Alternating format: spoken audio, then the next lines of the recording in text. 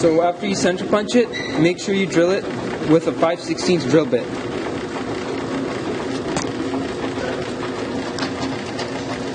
Alright, so now we have our 5/16 hole drilled right there. Okay, so we're using the taper tap first here. In some cases where you're going into a blind hole, make sure that you put grease on these grooves here so that it picks up the metal and it doesn't fall into the hole. We're starting off with a taper tap here. Make sure you hold it 90 degrees to a piece of metal, so like this here.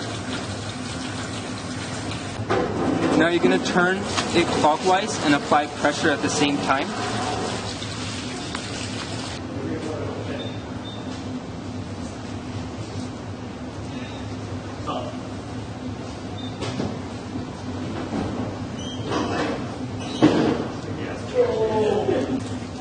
Add the cutting fluid.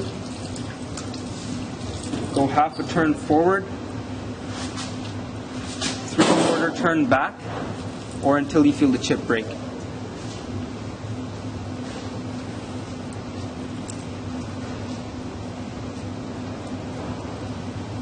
Just add fluid as you need.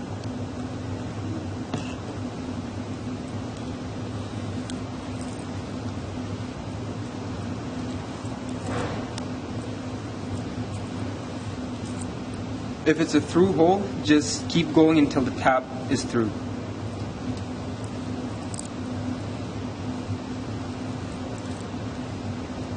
Our tap is through, now we're going to start taking it out.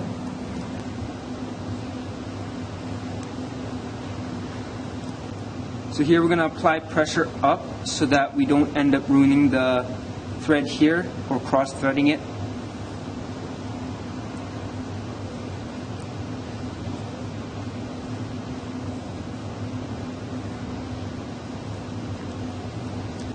Alright, our thread is cut. We're just going to try 3/8 bolt, just to make sure it works well.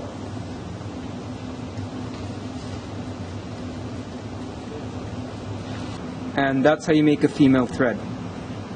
Okay, so we're going to be making a 3/8 male thread. In order to do so, you need to use a 3/8 die, as you can see there. We're going to be using a 3/8 rod, and to make things easier for yourself, you want to taper the ends of the rod to make it easier to start the threads. Once you have your tools ready to go, apply the handle 90 degrees to the rod, apply lube, cutting lube, apply lots of pressure downwards, and begin your cut. You want to give it half a turn forwards, half a turn backwards, so that you can break the chip.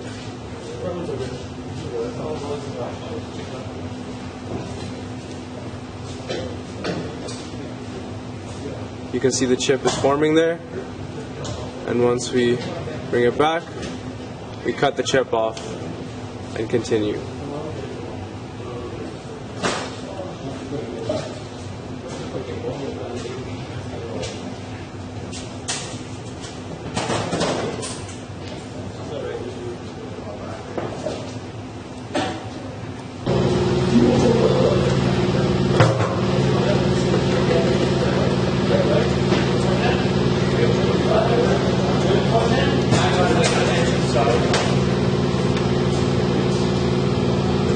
Once you're taking your die off, as soon as you are nearing the end of it, you want to ensure that you begin applying pressure upwards, like pushing it up like this, just so that you don't risk breaking your threads.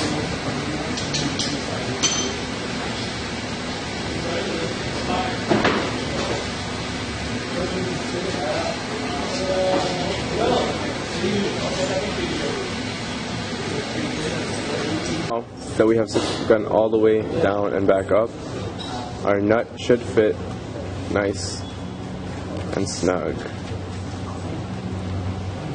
There's no play.